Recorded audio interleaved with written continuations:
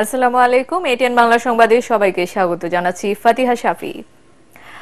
মক্কায় অনুষ্ঠিত হচ্ছে পবিত্র হজ।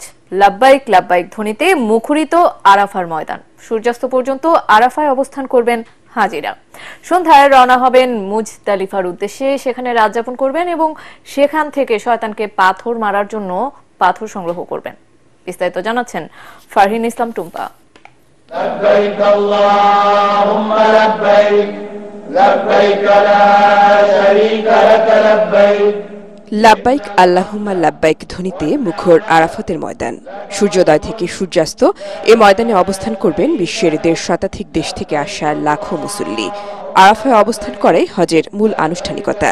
এর আগে সেলাইবিহীন ২ টুকরা সাদা কাপড় পরে হজের নিয়ত করে মক্কা থেকে মিনায় রাত যাপন করেন মুসল্লিরা। এরপর আসেন এই আরাফার ময়দানে। বিশ্ব মুসলিমদের সম্মেলন এই আরাফাতের ময়দান থেকে ছড়িয়ে দেওয়া হয় মহান আল্লাহর দেয়া ঐক্য, শৃঙ্খলা ও শান্তির বার্তা। মসজিদে নামিরা থেকে খুতবা দেবেন পবিত্র মসজিদুল হারামের ইমাম ও খতিব শায়খ ডক্টর সালেহ বিন হুমাইদ। গত কয়েক বছরের মতো এবারও বাংলা সহ ৩৪টি ভাষায় আরাফাতের খুতবার অনুবাদ সম্প্রচারিত হবে। ষষ্ঠবারের মতো বাংলা ভাষায় হজের খুতবা দেবেন ডক্টর মোহাম্মদ খলিলুর রহমান। সূর্যাস্তের সাথে সাথে মাগরিব আদায় না করেই হাজিদের মুজদালিফার উদ্দেশ্যে যাত্রা শুরু হবে। সেখানে মাগরিব ও এশা এক আজানে ২ ইকামাতে আদায় করবেন। এরপর মুজদালিফায় মসজিদে মাশারিল হারামের আশপাশে উন্মুক্ত আকাশের নিচে রাত্রি যাপন করবেন হজযাত্রীরা। পরের দিনগুলোতে জামারাতে নিক্ষেপের জন্য এখান থেকে পাথর সংগ্রহ করেন তারা। পরদিন মিনায় জামারায় ৩টি নির্দিষ্ট পাথরের স্তম্ভে শয়তানকে লক্ষ্য করে পাথর নিক্ষেপ করবেন। এরপর কোরবানি করে মাথা নাড়া করবেন হাজিরা। তখন ইহরামের কাপড় বদলে স্বাভাবিক পোশাক পরে মক্কায় আরও কিছু আনুষ্ঠানিকতা ও বিদায় তাওয়াফ সম্পন্ন করে হজের সব কার্যক্রম সম্পন্ন করবেন হাজিরা। ফারহিন ইসলাম টুম্পা, এটিএন বাংলা। ঈদ উল আজহার জামাতের জন্য প্রস্তুত জাতীয় ঈদগাহ। প্রতিকূল আবহাওয়া ও নিরাপত্তা বিবেচনায় বিশেষ ব্যবস্থাও নেওয়া হয়েছে। গোয়েন্দা পুলিশ ছাড়াও কড়া নজরদারি আছে সেনাবাহিনী ও র্যাবের। ঢাকা দক্ষিণ সিটি কর্পোরেশনের প্রশাসক মোহাম্মদ শাহজাহান মিয়া বলেন, ঈদ জামাতে নিরাপত্তার ঘাটতি নেই। ত্রিপল কার্পেটের পাশাপাশি পানি নিষ্কাশনের পর্যাপ্ত ব্যবস্থা রয়েছে বলেও জানান তিনি। জাতীয় ঈদগাহে 7:30টায় অনুষ্ঠিত হবে জামাত।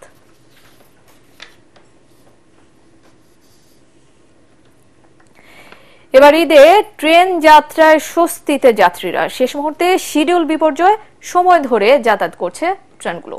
তবে ট্রেনের ছাদে ঝুঁকি নিয়ে যাচ্ছেন বহু মানুষ। এদিকে শেষ মুহূর্তেও বাসেও বেড়েছে যাত্রীদের চাপ, বেড়েছে অতিরিক্ত ভাড়া আদায়ের অভিযোগও। রাজধানীতে জমে উঠেছে কোরবানির পশুর হাট। দেশের নানা প্রান্ত থেকে পশু নিয়ে হাটে আসছেন বিক্রেতারা। ক্রেতা সমাগমও সন্তোষজনক বলেছেন হাট ব্যবস্থাপকরা। ক্রেতা বিক্রেতাদের জন্য রাখা হয়েছে নানা সুযোগ সুবিধা। শেষ সময়ে বেচাকেনা আরো জমে উঠবে বলে আশা বিক্রেতাদের। দালাল সিন্ডিকেট ও অপতৎপরতাকারীদের দৌরাত্ম্য রুখে দিতে সতর্ক রয়েছে আইন শৃঙ্খলা বাহিনী।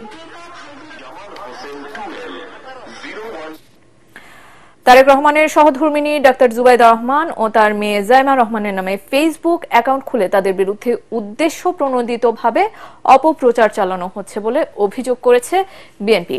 নয়াপল্টন কেন্দ্রীয় কার্যালয়ে সংবাদ সম্মেলনে দলের সিনিয়র যুগ্ম মহাসচিব রুহুল কবির রিজভী এ অভিযোগ করে বলেন, জনমনে বিভ্রান্তি সৃষ্টির চেষ্টা করছে দুর্বৃত্ত চক্র। রিজভী দাবি করেন, নানাভাবে বিএনপির ভাবমূর্তি কালিমালিপ্ত করার অপচেষ্টা ব্যর্থ হয়ে এখন জিয়া পরিবারকে টার্গেট করে নানামুখী অপতৎপরতা শুরু হয়েছে। জুবাইদা ও জাইমা রহমানের কোনো ফেসবুক অ্যাকাউন্ট নেই জানিয়ে অবিলম্বে অপকর্মের সাথে জড়িতদের আইনের আওতায় আনার দাবি জানান রিজভী। লন্ডনের উদ্দেশ্যে ঢাকা ছাড়লেন বিএনপির ভারপ্রাপ্ত চেয়ারম্যান তারেক রহমানের স্ত্রী ডাক্তার জুবাইদা রহমান। বেলা 11টায় কাতার এয়ারওয়েজের একটি ফ্লাইটে হযরত শাহজালাল আন্তর্জাতিক বিমানবন্দর থেকে লন্ডনের উদ্দেশ্যে যাত্রা করেন তিনি। এর আগে সকালে পরিবারের সদস্যদের কাছ থেকে বিদায় নিয়ে গুলশানের নিজ বাসভবন থেকে বিমানবন্দরের উদ্দেশ্যে রওনা দেন ডাক্তার জুবাইদা।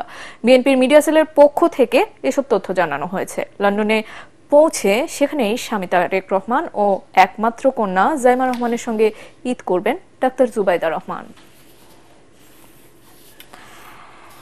আর এই ছিল এখনকার মতো। রইল পরবর্তী সংবাদ দেখার আমন্ত্রণ। এটিএন বাংলা সংবাদ ইউটিউবে দেখতে ব্রাউজ করুন, youtube/ATN বাংলা নিউজ। ধন্যবাদ সবাইকে।